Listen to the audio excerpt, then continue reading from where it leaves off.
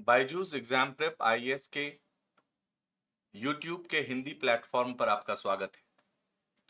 आज हम लोग टारगेट प्रीलिम्स कार्यक्रम के अंतर्गत भारतीय अर्थव्यवस्था विषय की शुरुआत करेंगे। हमारा फॉर्मेट वही रहेगा। हम लोग वस्तुनिष्ठ प्रश्नों के आधार पर या बहुविकल्पीय प्रश्नों के आधार पर अर्थव्यवस्था के विभिन्न संकल्पनाओं, अर्थव्यवस्था की विभिन्न सिद्धांतों पर चर्चा करेंगे, जिससे आपको एक प्रश्न के माध्यम से कम 8-10 संकल्पनाएं स्पष्ट हों और आपको प्रीलिम्स 2024 के लिए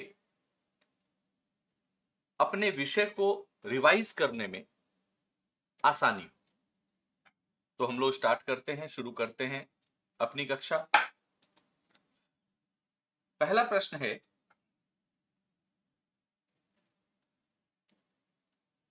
कथन 1, निम्नलिखित कथनों पर विचार कीजिए। कथन 1, पहली पंचवर्षीय योजना में तीव्र आर्थिक विकास हेतु औद्योगिकरण हासिल करने के लिए भारी उद्योगों में निवेश पर बल दिया गया। तो कथन 1 पहली पंचवर्षीय योजना की बात कर रहा है और इसके अनुसार कथन 1 कहता है कि भारी उद्योगों में निवेश पर बल दिया गया। तो यहां पर आपको ध्यान रखना है कि पहली पंचवर्षीय योजना में भारी उद्योगों पर बल नहीं दिया गया था। द्वितीय पंचवर्षीय योजना के बाद से भारी उद्योगों पर बल दिया गया। पहली पंचवर्षीय योजना में कृषि के विकास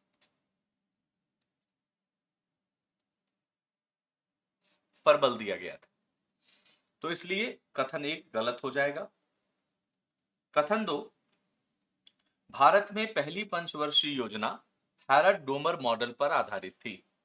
यह कथन सही है, क्योंकि पहली पंचवर्षीय योजना के दौरान नेहरू महालानोबिस मॉडल निर्माणाधीन था, वह बनकर तैयार नहीं हुआ था और इसीलिए पहली पंचवर्षीय योजना हैरड डोमर मॉडल पर आधारित थी। नेहरू महालानोबिस मॉडल को फिर हमने द्वितीय पंचवर्षीय योजना से लागू करना शुरू किया। अब हैरड डोमर मॉडल क्या है, यह आपको जानना जरूरी होगा। और दूसरा कि प्रश्न पहली पंचवर्षीय योजना पर आधारित है, तो अब तक जितनी भी पंचवर्षीय योजनाएं हुई हैं, उनका उद्देश्य क्या था, उनमें किस बात पर बल दिया गया था। और जब आप भारत में आयोजन पढ़ते हैं तो आपने योजना विराम भी पढ़ा होगा।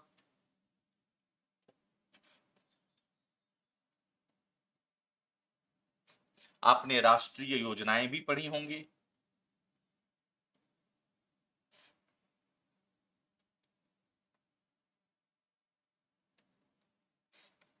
इन सबको तैयार करना आवश्यक होगा।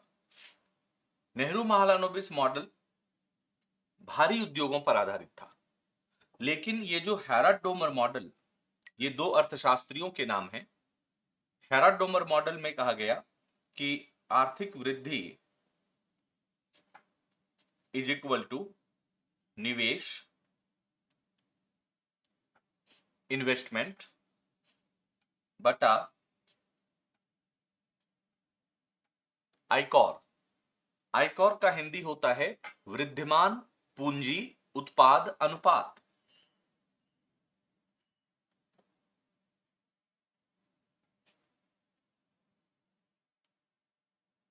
वृद्धिमान पूंजी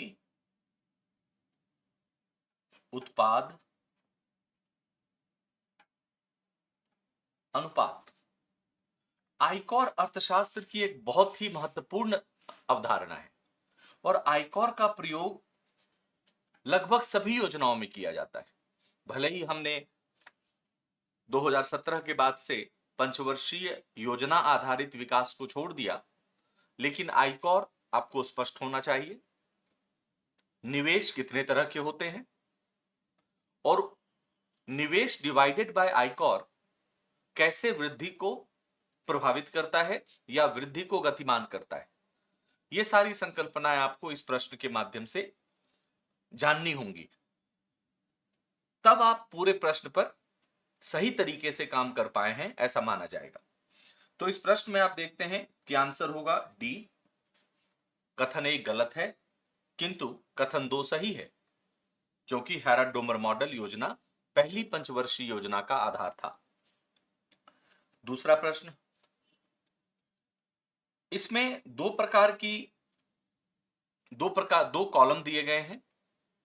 पहले में बीमा योजनाएं हैं और दूसरे में उसका उद्देश्य लिखा गया है। पहला है बीमा सुगम, इसका लक्ष्य महिला केंद्रित बीमा वितरण चैनल बनाना है। गलत है, क्योंकि बीमा सुगम का उद्देश्य है ये दूसरा वाला, यह बीमा से संबंधित सभी जानकारियों की प्राप्ति हेतु एक ऑनलाइन पोर्टल है, अर्थात पहला जोड़ा गलत है। दूसरा है बीमा वाहक, बीमा वाहक का उद्देश्य, इसका लक्ष्य महिला केंद्रित बीमा वितरण चैनल बनाना है, यानी दोनों जोड़े गलत हैं। तीसरा है बीमा विस्तार, यह एक सामाजिक सुरक्षा संबंधी साधन है जो अप्रयुक्त भौगोलिक क्षेत्रों को लक्षित करता है, अर्थात ऐसे भौगोलिक क्षेत्र जहां पर बीमा विस्तार नहीं हुआ हो, जहां तक बीमा या बीमा कंपनियों की पहुंच न हुई हो, जहां के लोग, जहां के निवासी बहुत अधिक बीमा नहीं करवाते हों, यह उद्देश्य है बीमा विस्तार का, अर्थात ये तीसरा जोड़ा सही है। इसलिए आपको इसका उत्तर होगा ए। ये तीनों योजनाएं वस्तुतः इसकी 7 से 8 प्रकार हैं, 3 यहां पर पूछा गया है। यह एक पहल है IRDAI का,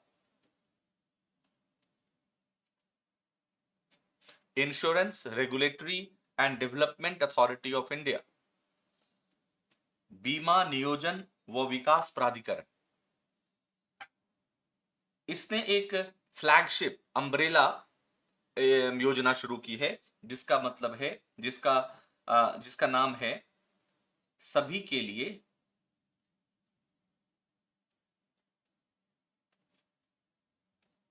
बीमा,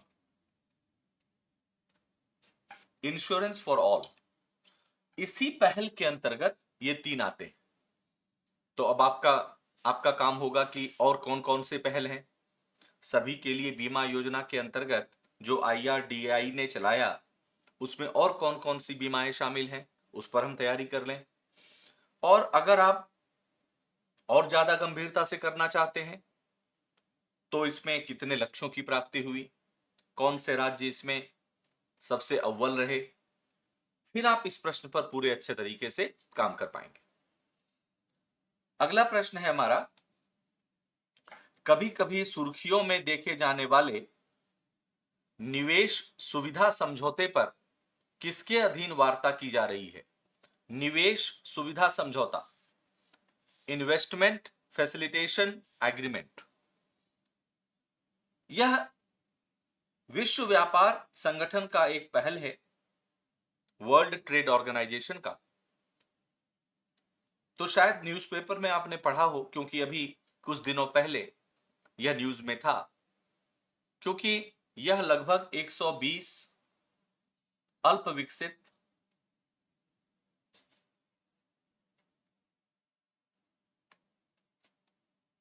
राष्ट्रों का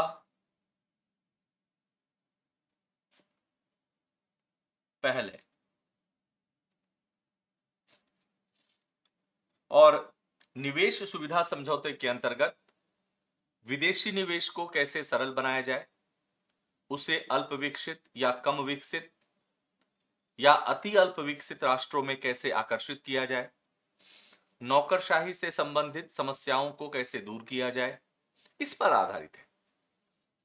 लेकिन भारत का इसमें जो भारत का स्टैंड है, भारत का जो इसमें पक्ष है, वो ये है कि भारत इसमें बहुत अधिक इच्छुक नहीं है। भारत ने इसमें बहुत ज्यादा रुचि नहीं दिखाई है। क्यों नहीं दिखाई है? क्योंकि निवेश दो क्षेत्रों में हो सकता है। एक,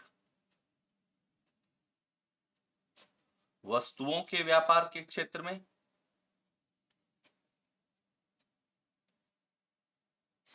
और दूसरा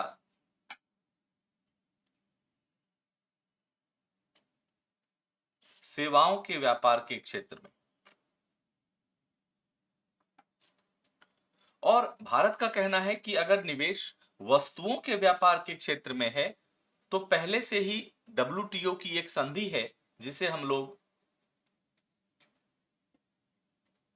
ट्रिम्स कहते हैं, ट्रेड रिलेटेड इन्वेस्टमेंट मेजर्स। ये ट्रिम्स समझौता पहले से ही है। और अगर हम सेवाओं के व्यापार के क्षेत्र में निवेश को देखते हैं तो यहां पर भी WTO की एक संधि है जिसे हम लोग गैट्स कहते हैं, general agreement on trade in services.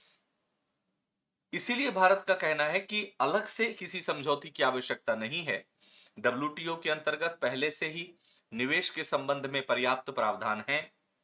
वस्तुओं के संबंध में ट्रिम्स समझौता है और सेवाओं के संबंध में गैट्स समझौता है। इसलिए एक अलग समझौते की आवश्यकता नहीं है। और इसी कारण से जो दुनिया के 120 से ज्यादा राष्ट्रों में, इसमें से ज्यादातर कम विकसित, अल्प विकसित और अति अल्प विकसित राष्ट्र हैं, उनकी एक पहल है और भारत ने इसमें बहुत ज्यादा रुचि नहीं दिखाई है। अगला प्रश्न है आपका, किसी अर्थव्यवस्था के बाह्य क्षेत्रकों के संदर्भ में निम्नलिखित में से कौन सा एक पुनर्मूल्यन। यहां पर मैं आपको सलाह दूंगा कि जब भी आपको प्रीलिम्स में ऐसे प्रश्न मिले तो उसके लेफ्ट साइड में अंग्रेजी का भी अनुवाद होता है। पारिभाषिक शब्दों को अंग्रेजी जरूर देख लें। पुनर्मूल्यन का मतलब होता है रिवैल्यूएशन अंग्रेजी में।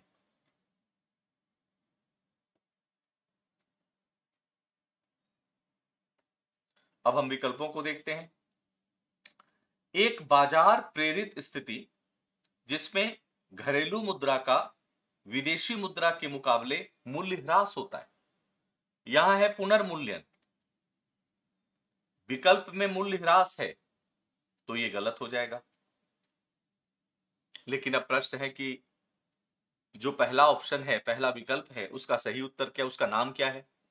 उसे हम कहते हैं डेप्रिसिएशन।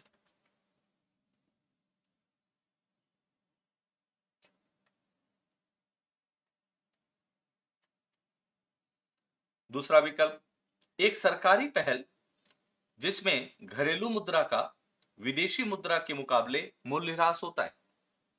पहले विकल्प में मूल्यह्रास बाजार प्रेरित था, इसलिए उसे हम डेप्रिसिएशन कहते हैं। दूसरे विकल्प में मूल्यह्रास सरकार की पहल से हो रहा है, इसे हम डिवैल्यूएशन कहते हैं।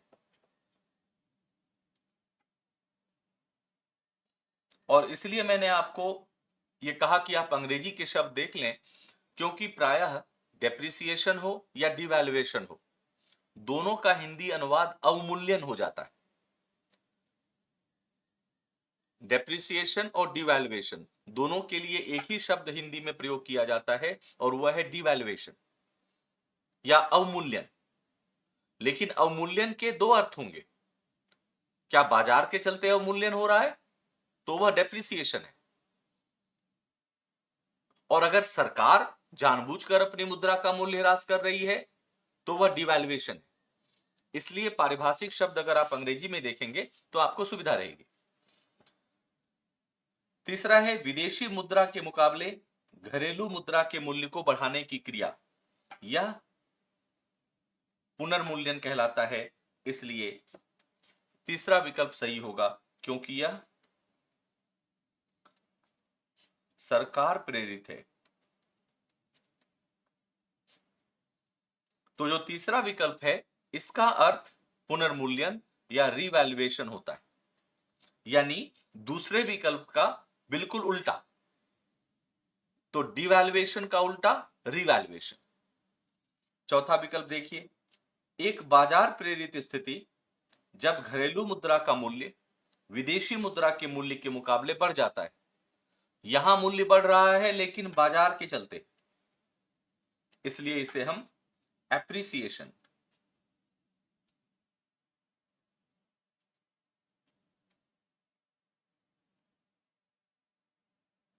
कहते हैं। लेकिन प्रश्न पूछ रहा है रिवैल्यूएशन, इसलिए तीसरा विकल्प सही उत्तर होगा। अब यहां पर अगर आप संपूर्णता के साथ इस प्रश्न को करना चाहते हैं तो अवमूल्यन का अंतरराष्ट्रीय व्यापार पर क्या प्रभाव पड़ता है, जे वक्र प्रभाव क्या है, मार्शल लर्नर प्राकल्पनाएं क्या हैं, प्रतिस्पर्धात्मक अवमूल्यन किसे कहते हैं, करेंसी युद्ध किसे कहा जाता है। अगर आप इन सारी संकल्पनाओं पर काम कर लेंगे तो आपका प्रश्न पूरे तरीके से तैयार हो गया और एक तरह से आपने अंतरराष्ट्रीय व्यापार अध्याय में अवमूल्यन को पूरी तरीके से पढ़ लिया। अगला प्रश्न है हमारा, भारत की विदेश व्यापार नीति के संदर्भ में निम्नलिखित कथनों में से कौन सा एक मर्चेंटिंग व्यापार का सर्वोत्तम वर्णन करता है। मर्चेंटिंग व्यापार हमेशा किस चीज से जुड़ा होता है, वस्तुओं के व्यापार से।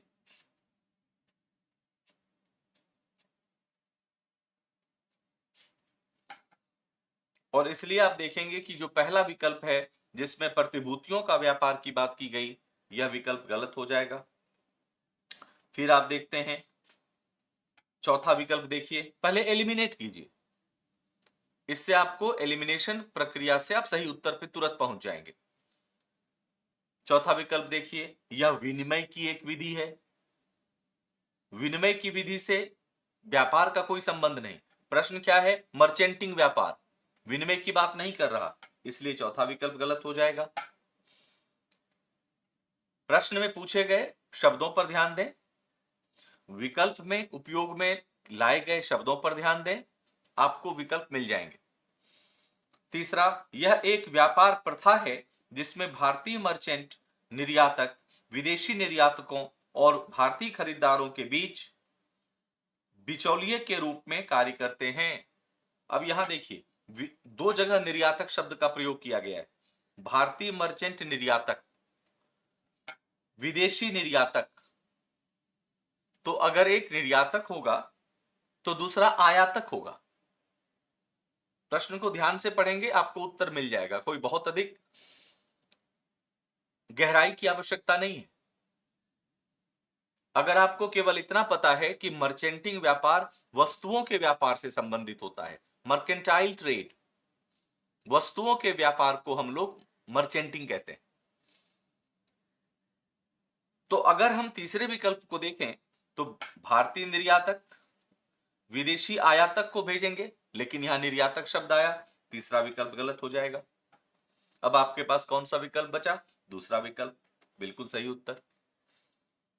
तो कई प्रश्न, मैं नहीं कहता हूं कि सभी प्रश्न, लेकिन कई प्रश्न आपको ऐसे मिलेंगे जिसमें अगर आप प्रश्न में पूछी गई संकल्पना को जानते हैं, अगर आपको पता है कि मर्चेंटिंग व्यापार व्यापार की बात है, विनिमय की बात नहीं है, मर्चेंटिंग की बात है यानी वस्तुओं के व्यापार की बात हो रही है, तो सेवाएं प्रतिभूतियां इसमें नहीं आएंगी, तो आप सही उत्तर तक पहुंच जाएंगे। अगला प्रश्न है हमारा, निम्नलिखित कथनों पर विचार कीजिए। पहला कथन, तारापुर समिति भारतीय रुपए की पूंजी खाता परिवर्तनीयता से संबंधित है। जब भी आप परिवर्तनीयता की बात करते हैं तो वहां पर आपको एस तारापुर समिति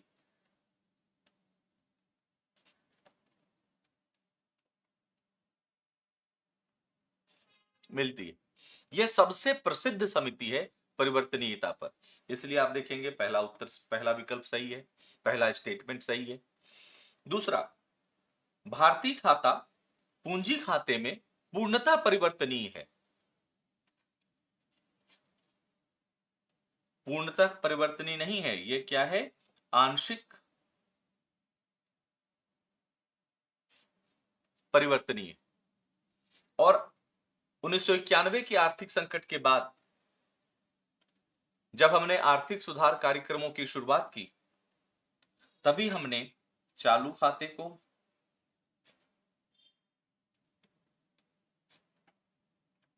पूर्णतः परिवर्तनीय बना दिया और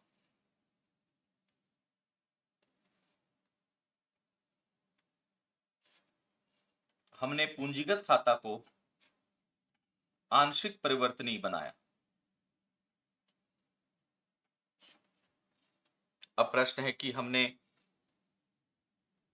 पूंजीगत खाते को पूर्ण परिवर्तनीय क्यों नहीं बनाया? 1998-99 का आसियान राष्ट्रों का जो आर्थिक संकट है, जब आपने भारतीय अर्थव्यवस्था पढ़ा होगा तो उसमें आपने पाया होगा कि आसियान राष्ट्रों का आर्थिक संकट जो 1998 और 99 के बीच आया, उसे हम परिवर्तनीयता का संकट कहते हैं, क्योंकि उन राष्ट्रों ने अपने पूंजीगत खाते को भी पूरी तरह से परिवर्तनीय बना दिया और इसका परिणाम अत्यधिक पूंजी प्रवाह उन राष्ट्रों से बाहर के देशों में हुआ और जिससे आसियान राष्ट्रों में आर्थिक संकट की स्थिति उत्पन्न हुई। यहां पर मैं चूंकि उसे विस्तार में पढ़ा नहीं सकता, तो आपको ध्यान रखना है कि आसियान राष्ट्रों का 1998-99 में आया परिवर्तनीयता का संकट क्या था और भारत ने वहां से सीख लेते हुए अपने पूंजीगत खाते को पूर्ण परिवर्तनीय नहीं बनाया, सिर्फ चालू खाते को पूर्ण परिवर्तनीय बनाया। इसलिए दूसरा कथन गलत है। तीसरा आ जाइए, भारत में पूंजी खाता लेन देन को विदेशी मुद्रा विनिमय अधिनियम फेरा, फॉरेन एक्सचेंज रेगुलेशन एक्ट के तहत विनियमित किया जाता है। यह गलत है और इसमें बहुत छोटी सी गलती है। फेरा 1999 में बदल दिया गया और इसकी जगह पे क्या आया? फेमा, विदेशी मुद्रा प्रबंधन कानून।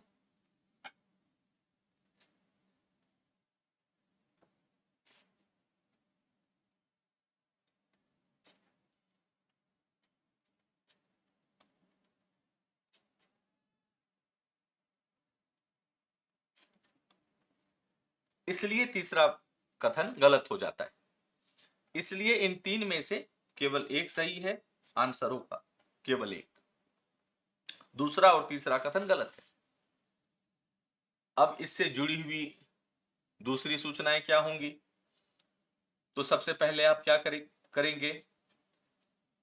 फेरा और फेमा में अंतर क्या है?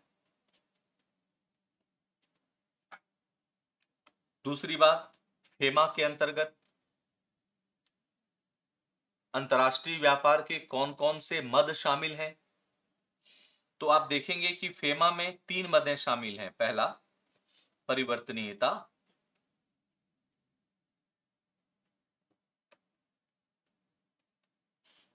दूसरा, प्रत्यक्ष विदेशी निवेश एफडीआई। और तीसरा,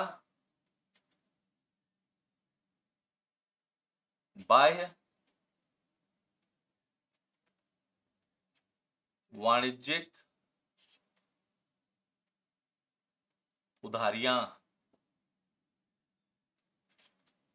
एक्सटर्नल कमर्शियल बोरोइंग।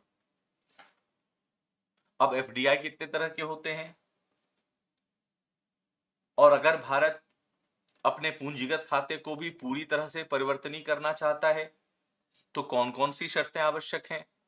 तो यहां तारापुर समिति ने एक बड़ी विस्तृत अनुशंसा की है कि भारत को अपने राजकोषीय घाटे को अपने सकल घरेलू उत्पाद के 2% से नीचे करना होगा।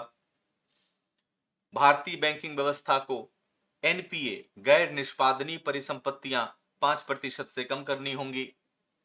मुद्रास्फीति 4% से कम होनी चाहिए। आपने वो सारा कुछ तैयार कर लिया। फिर एफडीआई के प्रकार क्या हैं, एफडीआई को लेकर आशंकाएं क्या हैं, और फिर आप एक्सटर्नल कमर्शियल बोरोविंग कितने तरह के होते हैं, किन किन रास्तों से आ सकते हैं, तब यह प्रश्न पूरी तरह से तैयार हो जाएगा। केवल प्रश्न और उसका उत्तर देखने से शायद आप इस कार्यक्रम का उतना लाभ नहीं ले पाए, क्योंकि प्रश्न हूबहू रिपीट नहीं होंगे, लेकिन संकल्पनाएं तो रिपीट होंगी। इसलिए प्रश्न के माध्यम से हमें संकल्पनाओं पे जाना है। जिन जिन संकल्पनाओं की चर्चा इस प्रश्न में है, उसे हम पूरी तरीके से तैयार कर लेंगे। हम अगले प्रश्न पे आते हैं। नई औद्योगिक नीति 1991 के संदर्भ में निम्नलिखित कथनों पर विचार कीजिए। पहला, इसके तहत भारत में प्रत्यक्ष विदेशी निवेश को बढ़ावा देने के लिए विदेशी निवेश संवर्धन बोर्ड FIPB की स्थापना की गई थी। बिल्कुल सही कथन है, क्योंकि FIPB की स्थापना 1991 की औद्योगिक नीति के अंतर्गत की गई थी। लेकिन अब आपको क्या ध्यान रखना है, इस FIPB को 2017-18 में समाप्त कर दिया गया था। यानी अगर वर्तमान की बात करें तो वर्तमान में FIPB नहीं है, स्थापित हुआ था 1991 की औद्योगिक नीति के अंतर्गत। यह अतिरिक्त सूचना हुई।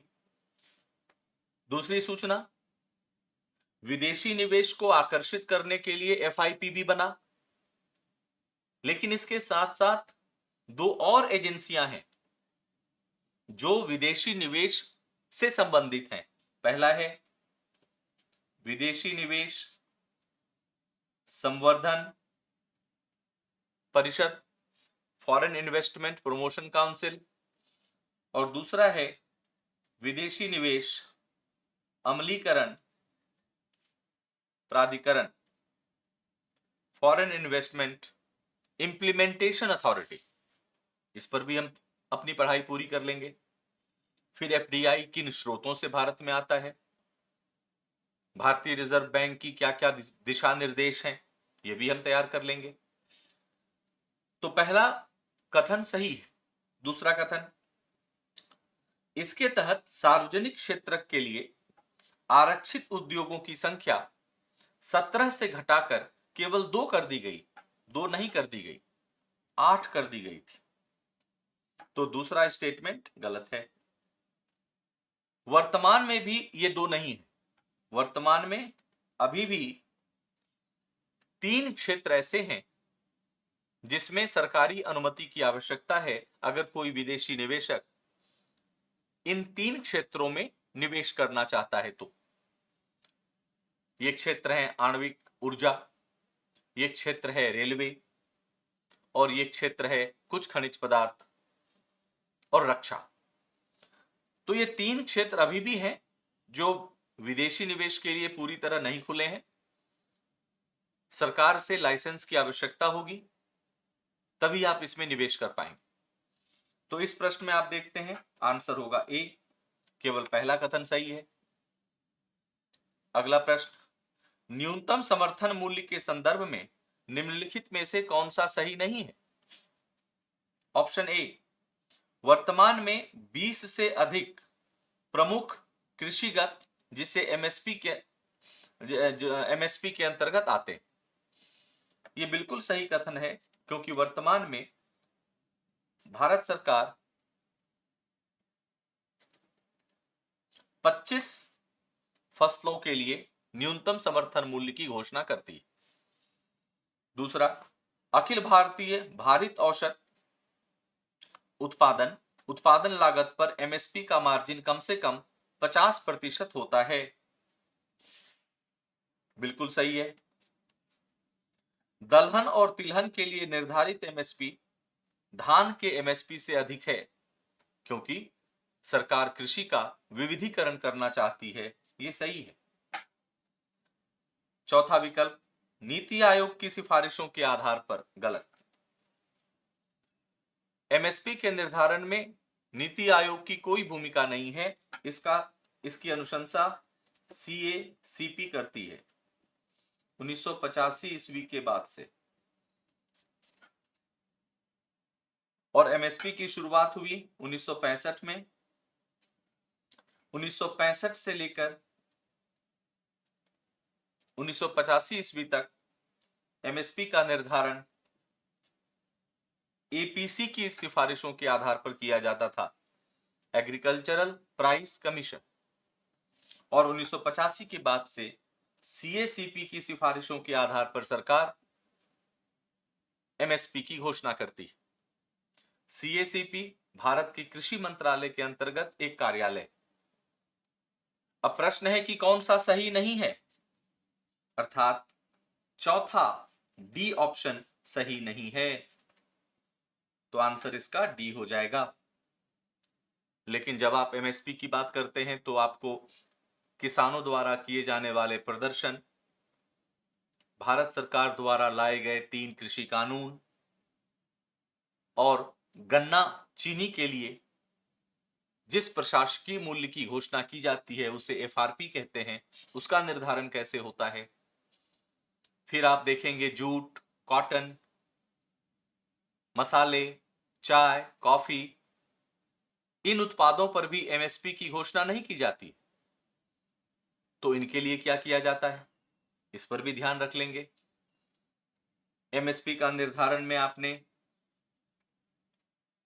A2 पढ़ा होगा, A2 प्लस FL पढ़ा होगा, C2 पढ़ा होगा, आप C3 भी पढ़ लें, क्योंकि भारत के बाहर अमेरिका में, कनाडा में, ऑस्ट्रेलिया में C3 की संकल्पना भी है।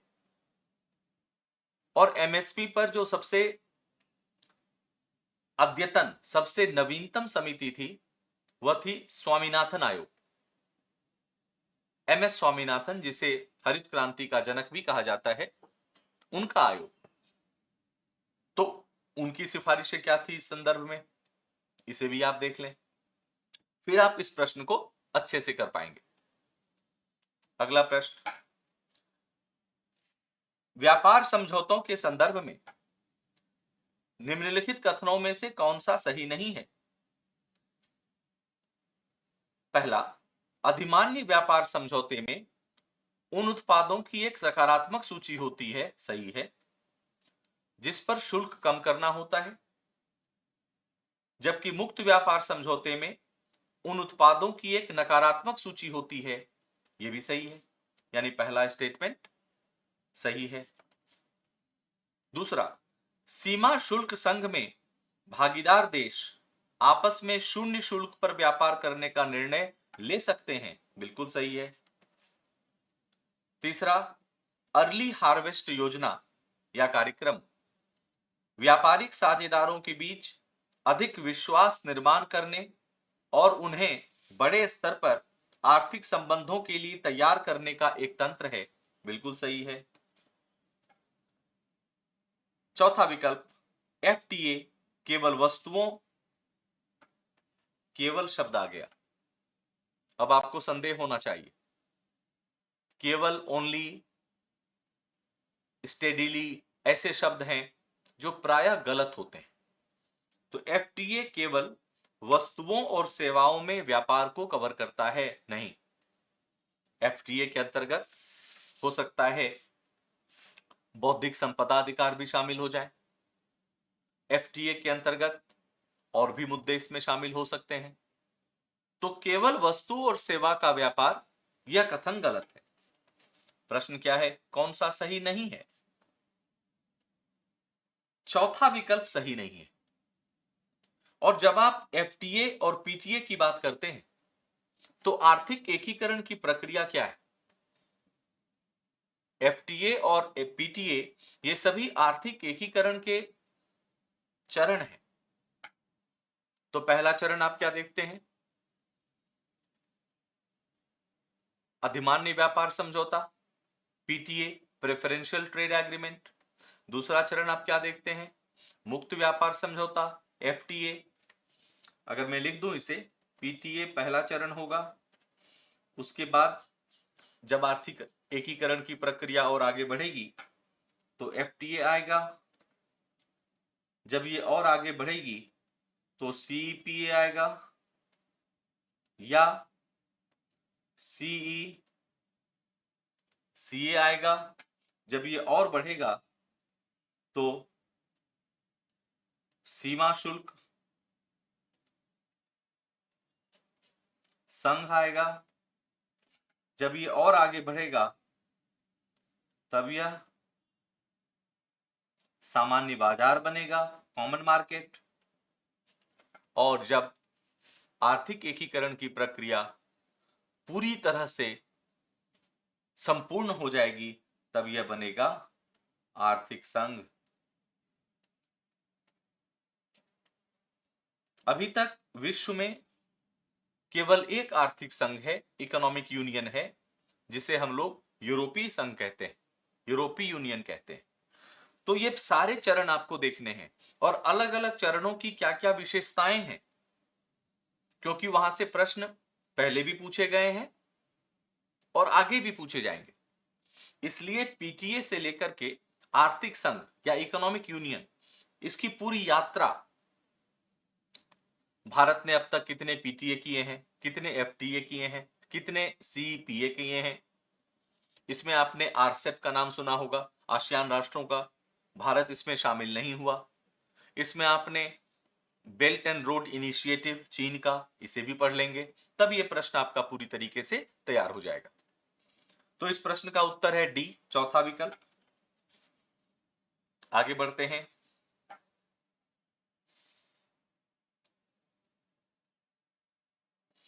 भारत में आर्थिक नियोजन के संदर्भ में सर्वोदय योजना का मसौदा किसने तैयार किया था? अगर आपने भारत का आयोजन अध्याय पढ़ा है तो आप आराम से जानेंगे कि सर्वोदय योजना जयप्रकाश नारायण द्वारा तैयार की गई थी 1950 ईस्वी में। और भारत में पंचवर्षीय योजना की यात्रा शुरू होने से पहले लगभग 5 योजनाएं अंग्रेजों के समक्ष प्रस्तुत की गई थी और जिनका उद्देश्य था कि भारत का तीव्र आर्थिक विकास किया जाए। हालांकि उसे अंग्रेजों ने लागू नहीं किया, क्योंकि अंग्रेजों का उद्देश्य भारत का आर्थिक विकास करना था ही नहीं। तो उन सबको पढ़ेंगे। एम एन रॉय ने जो योजना दी उसे हम कहते हैं, ये आपका लागू हुआ है 1945 में, इसे हम कहते हैं जन योजना।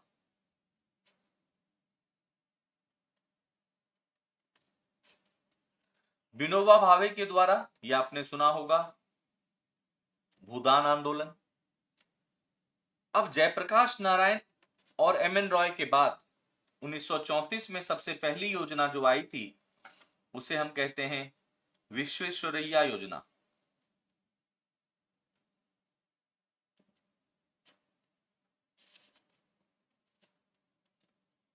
उन्नीस के बाद 1944 में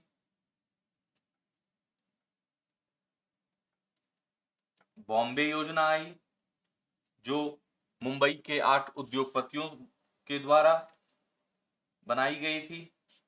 और फिर आप देखते हैं 1948 में ही गांधीवादी योजना,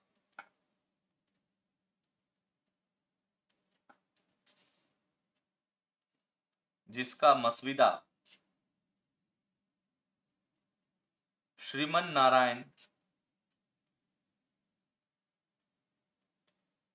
अग्रवाल ने तैयार किया था।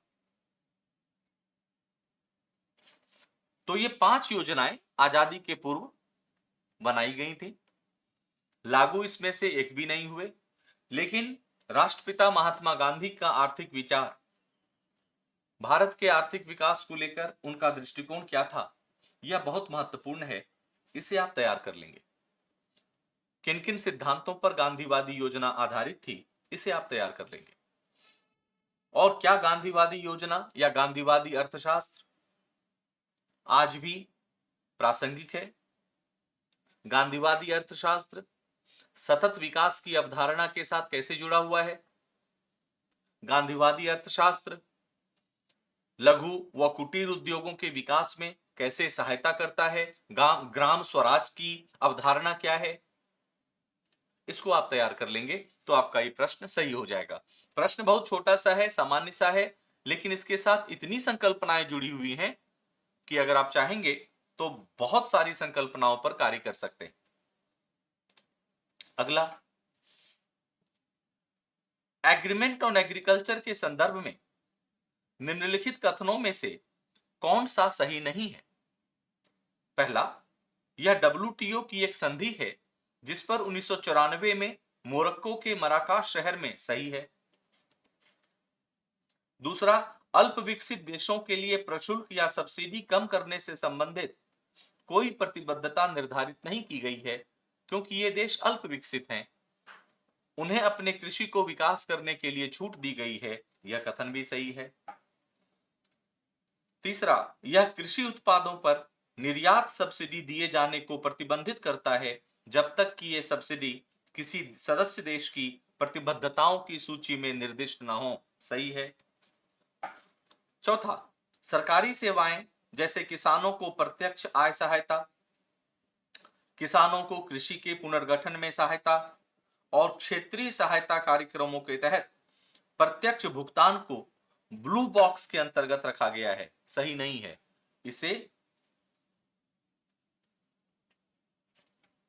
ग्रीन बॉक्स के अंतर्गत रखा गया है, यानी इसका उत्तर होगा चौथा, क्योंकि प्रश्न पूछा है सही नहीं। अब जब आप एग्रीमेंट ऑन एग्रीकल्चर की बात करते हैं तो यह 3 सिद्धांतों पर आधारित है। पहला सिद्धांत है इसका निर्यात समझौता, दूसरा है बाजार पहुंच और तीसरा है घरेलू सहायता, मार्केट एक्सेस, एक्सपोर्ट सब्सिडी और डोमेस्टिक सपोर्ट।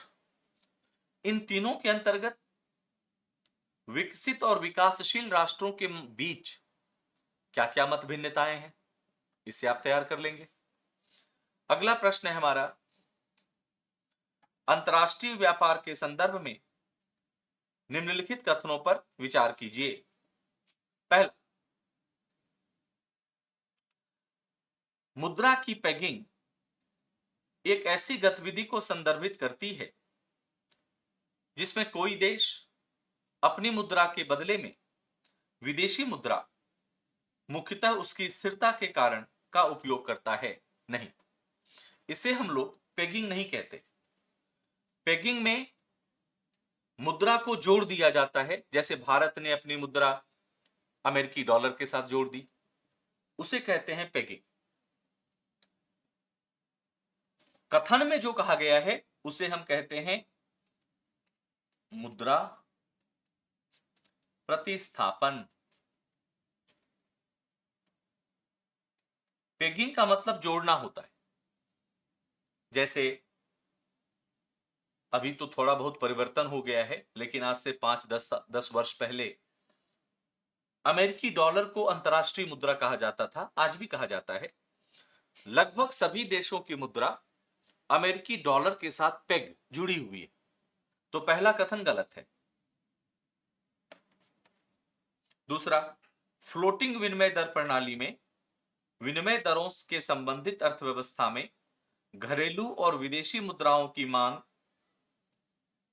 और आपूर्ति द्वारा विनियमित किया जाता है।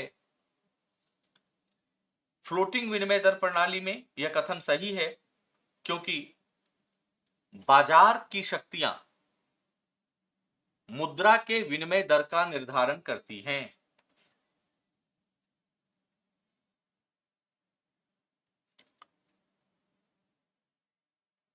और बाजार की शक्तियों का मतलब ही है मुद्रा की मांग कितनी है, मुद्रा की आपूर्ति कितनी है, इसलिए दूसरा कथन सही है। तीसरा, हार्ड पेग ऐसी विनिमय दर प्रणाली है जिसमें विनिमय दर सामान्यतः बाजार द्वारा निर्धारित की जाती है, किंतु कुछ मामलों में केंद्रीय बैंक द्वारा हस्तक्षेप किया जाता है। इस कथन में जो कहा गया उसे हम हार्ड पैक नहीं कहते हैं, उसे हम सॉफ्ट पैक कहते हैं। हार्ड पैक का मतलब होता है इसका एकदम उल्टा, हमेशा सरकारी हस्तक्षेप रहता है, उसे हार्ड पैक कहते हैं। लेकिन विकल्प क्या कह रहा है कि सामान्यतः बाजार द्वारा निर्धारित होती है और सरकार केवल असामान्य परिस्थितियों में हस्तक्षेप करती है, तो इसे हम सॉफ्ट पैक कहेंगे। तीसरा कथन भी गलत है, अर्थात केवल एक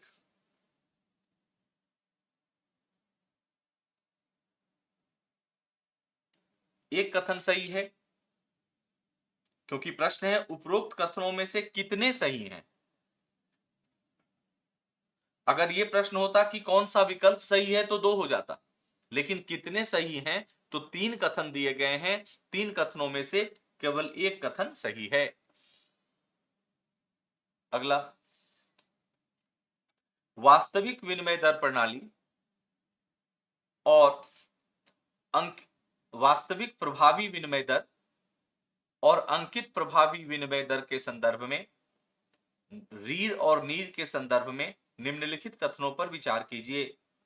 पहला कथन, नीर वह वर्तमान मूल्य है जिसे उपभोक्ता अपने घरेलू मुद्रा का उपयोग करके विदेशी उत्पाद खरीदने के लिए भुगतान करते हैं। नीर इसे नहीं कहते, इसे कहते हैं NER, वास्तविक विनिमय दर। प्रभावी शब्द नहीं है। प्रभावी का मतलब होगा एक बास्केट जिसमें एक से ज्यादा विदेशी मुद्राएं हैं। लेकिन अगर किसी एक विदेशी मुद्रा के साथ विनिमय दर की बात हो रही है तो उसे हम वास्तविक विनिमय दर कहेंगे, इसलिए पहला कथन गलत है। दूसरा, नीर गुणांक के एक से अधिक होने का अर्थ है कि देश की मुद्रा का मूल्य आमतौर पर आयातित मुद्रा से कम है, कम नहीं अधिक है।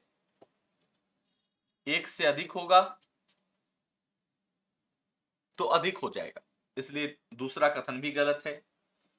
तीसरा, किसी देश के नीर में वृद्धि का अर्थ है कि वह देश व्यापार प्रतिस्पर्धात्मकता हासिल कर रहा है।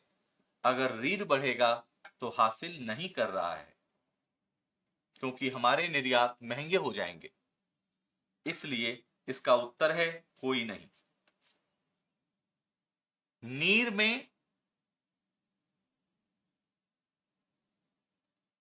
40 मुद्राओं का बास्केट तैयार किया जाता है और रीर में 6 विदेशी मुद्राओं का बास्केट तैयार किया जाता है। और आपको ध्यान क्या रखना है कि अगर रीर बढ़ेगा यानी हमारी मुद्रा महंगी हो रही है, और अगर हमारी मुद्रा महंगी होगी तो हमारे निर्यात पर निषेधात्मक प्रभाव पड़ेगा। नीर और रीर इन दोनों का फॉर्मूला बहुत सामान्य है।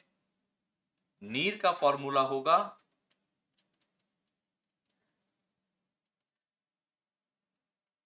विदेशी विनिमय दर NER गुना व्यापार का भार या भारांश।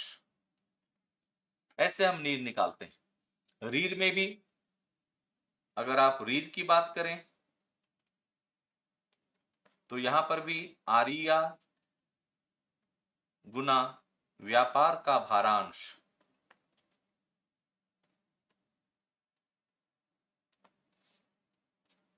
ऐसे इसका आकलन किया जाता है। तो इस प्रश्न में एक भी विकल्प सही नहीं है, आंसर हो जाएगा डी। अगला प्रश्न, भारत में विनिर्माण को प्रोत्साहित करने की सरकार की पहल के संदर्भ में वर्तमान में निम्नलिखित में से कौन सा क्षेत्र प्रोडक्शन लिंक्ड इंसेंटिव PLI योजना के अधीन शामिल नहीं है? PLI योजना मार्च 2020 में स्टार्ट की गई थी, शुरू की गई थी, और शुरुआत में इसमें केवल 3 क्षेत्र शामिल थे, और अगर वर्तमान की बात करें तो लगभग 14 क्षेत्र इसमें शामिल है। यह अतिरिक्त सूचना हुई। और अगर आप चिकित्सकीय उपकरणों का करेंगे तो शामिल है, ड्रोन और ड्रोन के घटक शामिल हैं, स्पेशलिटी इस्पात शामिल है, निर्माण का कार्य शामिल नहीं। तो इसलिए इस प्रश्न का उत्तर होगा बी फॉर बॉम्बे। पीएलआई योजना मार्च 2020 में शुरू की गई थी। अगला, अर्थशास्त्र में ग्रेशम का नियम। बहुत सामान्य सा प्रश्न है। जब आप मुद्रा व बैंकिंग अध्याय में सिक्के पढ़ते हैं, कॉइन्स, तो ग्रेशम का लॉ कहता है कि bad money drives out the good. मतलब ऐसी मुद्रा जिसका आंतरिक मूल्य उसके बाह्य मूल्य से कम होता है। यानी आंसर इसका हो जाएगा बी फॉर बॉम्बे। ग्रेशम का सिद्धांत सिक्कों से संबंधित है। Bad money drives out the good, अर्थात यह मुद्रा की गुणवत्ता को उसके प्रचलन से जोड़ता है। अर्थात अगर मुद्रा की गुणवत्ता बढ़ गई तो ग्रेशम का लॉ कहता है कि वह मुद्रा मुद्रा के रूप में प्रयोग नहीं की जाएगी, लोग उसका संग्रहण शुरू कर देंगे, संकलन शुरू कर देंगे। इसलिए इस प्रश्न का उत्तर होगा बी। अगला प्रश्न है, भारत में गन्ना मूल्य निर्धारण नीति के संदर्भ में निम्नलिखित कथनों पर विचार कीजिए। पहला, गन्ने के उचित और लाभकारी मूल्य की घोषणा आर्थिक मामलों की केंद्रीय समिति द्वारा की जाती है, एफआरपी। बिल्कुल सही कथन है। दूसरा, चीनी से गन्ने का निर्माण गन्ने की एफआरपी निर्धारित करने के लिए विचार किए जाने वाले कारकों में से एक है। बिल्कुल सही कथन है। तीसरा, गन्ने का राज्य परामर्श मूल्य राज्य सरकारों की सलाह पर कृषि लागत और मूल्य आयोग द्वारा निर्धारित किया जाता है, नहीं। सीएसीपी का गन्ने के मूल्य निर्धारण से कोई संबंध नहीं। इसका संबंध है न्यूनतम समर्थन मूल्य से। इसलिए तीसरा कथन गलत है। इसका उत्तर होगा केवल 1 और 2। अगला प्रश्न, निम्नलिखित में से कौन सी समिति 1991 के सुधारों के बाद भारत में सार्वजनिक क्षेत्रकों के उद्यमों के विनिवेश से संबंधित है? पहला, चेलिया समिति। यह 1991 में बनी थी और यह कर सुधार से संबंधित है, अर्थात विनिवेश से संबंधित नहीं है। दूसरा, गाडगिल मुखर्जी समिति। इसका केंद्र राज्य के बीच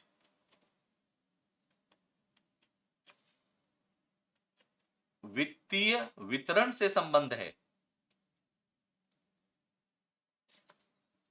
विनिवेश से इसका कोई संबंध नहीं है। तीसरा, सुरेश तेंदुलकर समिति। यह गरीबी रेखा के निर्धारण से संबंधित है, इसका भी विनिवेश से कोई संबंध नहीं है। इसलिए इसका उत्तर है रंगराजन समिति, जो 1993 में बनाई गई थी। और इसी समिति ने पहली बार पूरे अर्थव्यवस्था को रणनीतिक और गैर रणनीतिक क्षेत्र में बांटने की सिफारिश की थी। और यहीं से आप देखते हैं विनिवेश प्रक्रिया की शुरुआत। तो इस प्रश्न का उत्तर है डी। अगला प्रश्न है, कृषि अवसंरचना कोष के संदर्भ में निम्नलिखित कथनों पर विचार कीजिए। Agriculture infrastructure fund. पहला कथन, यह कृषि में निवेश के लिए एक अल्पकालिक ऋण, अल्पकालिक नहीं है, यह दीर्घकालिक है। अर्थात पहला कथन गलत हो जाता है। इसका उद्देश्य फसल कटाई के उपरांत प्रबंधन संबंधी अवसंरचना और सामुदायिक कृषि परिसंपत्तियों के निर्माण हेतु वित्त जुटाना है। बिल्कुल सही कथन है ये। और तीसरा, इस योजना के अंतर्गत वर्ष 2020-21 से वर्ष 2025-26 के लिए बैंकों और वित्तीय संस्थानों द्वारा ऋण के रूप में 1 लाख करोड़ रुपए जुटाने की परिकल्पना की गई है। बिल्कुल सही है। अब है उपर्युक्त कथनों में से कितने सही हैं? तो आप देखते हैं 2 कथन सही है। पहला कथन गलत है क्योंकि कृषि अवसंरचना कोष दीर्घकालिक ऋण से संबंधित है, अल्पकालिक नहीं। 2 कथन सही है। अगला प्रश्न है, बौद्धिक संपदा अधिकारों के संदर्भ में निम्नलिखित युग्मों पर विचार कीजिए। पेटेंट, पेटेंट कम से कम 20 वर्षों के लिए दिया जाता है, 10 वर्ष के लिए नहीं। भौगोलिक संकेतक 10 वर्ष के लिए, सही है। कॉपीराइट लेखकों के जीवन काल और साहित्यिक कार्यों के लिए 60 वर्ष, सही है। यहां ध्यान रखना है कि जो प्रोड्यूसर होंगे, जो फिल्म निर्देशक होंगे, उनके लिए भी 60 वर्ष है। जो आर्टिस्ट हैं उनके लिए 50 वर्ष है। और चौथा है व्यापार सीक्रेट, 100 वर्ष नहीं, ये 10 वर्ष है। ये आते हैं ट्रिप्स संधि के अंतर्गत। WTO में एक संधि है trips, trade related intellectual property rights. अब देखिए उपर्युक्त में से कितने युग्म सही सुमेलित हैं? 2 युग्म सही सुमेलित हैं, यानी दूसरा और तीसरा सही सुमेलित है, पहला और चौथा गलत है। अगला प्रश्न है, WTO के पीस क्लॉज के संदर्भ में निम्नलिखित कथनों पर विचार कीजिए। पहला, इसके तहत विकासशील देशों को कुछ शर्तों के अधीन खाद्य फसलों के संबंध में सब्सिडी सीमा का उल्लंघन करने की अनुमति दी गई है, बिल्कुल सही कथन है। भारत पीस क्लॉज को लागू करने वाला पहला देश है, यह भी सही कथन है। और इसे बाली मंत्रिस्तरीय सम्मेलन में अपनाया गया था, यह भी सही है। एकदम सिंपल प्रश्न है, इसका उत्तर होगा, तीनों कथन सही हैं। अगला प्रश्न, किसी देश के जीडीपी आकलन में निम्नलिखित में से कितनी आर्थिक क्रियाएं सम्मिलित नहीं होती? पहला, अंतरण भुगतान। अंतरण भुगतान मतलब एक तरफा भुगतान, scholarship, donation, charity, pocket money. अंतरण भुगतान आर्थिक विनिमय नहीं है, अर्थात ऐसे भुगतान में बदले में कुछ नहीं मिल रहा, इसलिए यह शामिल नहीं है। दूसरा, अवैतनिक कार्य, जब आप वेतन दे ही नहीं रहे हैं तो उसे शामिल कैसे करेंगे? तीसरा, स्टॉक खरीद, यह शामिल है क्योंकि यहां पर ट्रेडिंग हो रही है, यहां पर मौद्रिक विनिमय हो रहा है, तो तीसरा सही है। चौथा, मौजूदा भवन में एक कमरे का निर्माण, यह निवेश में शामिल होगा, जीडीपी में शामिल, जीडीपी के आकलन में शामिल नहीं होगा। तो क्या ध्यान रखना है? ऐसी कोई भी आर्थिक गतिविधि जो मौद्रिक ना हो, जब मैं अपने घर में एक और कमरे का निर्माण कर रहा हूं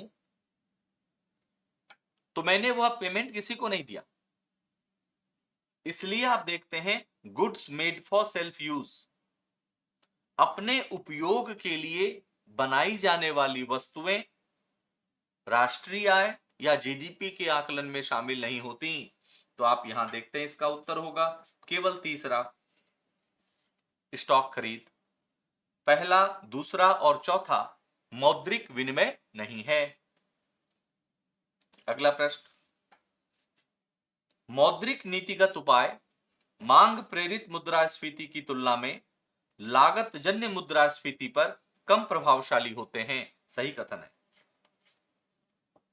क्योंकि मौद्रिक नीति उपाय के माध्यम से आप मांग पर नियंत्रण कर सकते हैं।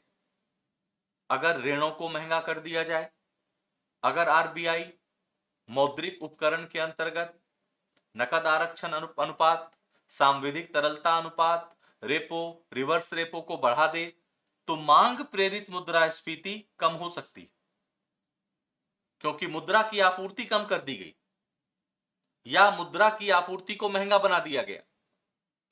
लेकिन लागत जन्य मुद्रास्फीति पर इसका प्रभाव नहीं पड़ेगा। जैसे भारत पेट्रोलियम उत्पादों का आयात करता है, अगर पेट्रोलियम उत्पाद विदेशों में महंगे हो जाएं, तो आरबीआई उसे कम नहीं कर सकती, इसलिए पहला कथन सही। दूसरा, लागत जन्य मुद्रास्फीति आपूर्ति पक्ष के कारकों से प्रेरित होती है और मौद्रिक नीति इन कारकों को नियंत्रित करने में कम प्रभावशाली होते हैं।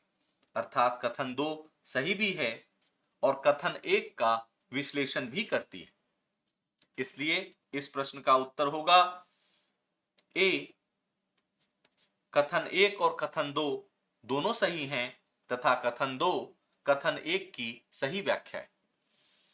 अब हम लोग अगले प्रश्न पर आएंगे। आय के चक्रीय प्रवाह के संदर्भ में निम्नलिखित पर विचार कीजिए। चक्रीय का मतलब सर्कुलर होता है। पहला, वस्तुओं और सेवाओं का प्रवाह। दूसरा, भूमि के लिए किराए का भुगतान। और तीसरा, श्रम के लिए मजदूरी का प्रवाह। उपर्युक्त में से कितनों को रियल फ्लो, वास्तविक प्रवाह माना जाएगा? वास्तविक या रियल का मतलब हमेशा होगा वस्तु प्लस सेवा, इसलिए पहला सही है।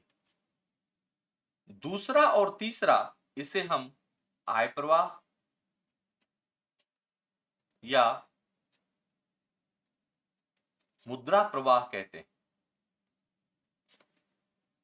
इसलिए इसका उत्तर है ए। केवल पहला कथन सही, पहला विकल्प सही है। अगला प्रश्न, निम्नलिखित में से कौन सा पूंजी संरक्षण बफर का सर्वोत्तम वर्णन करता है? पूंजी संरक्षण बफर बसेल 2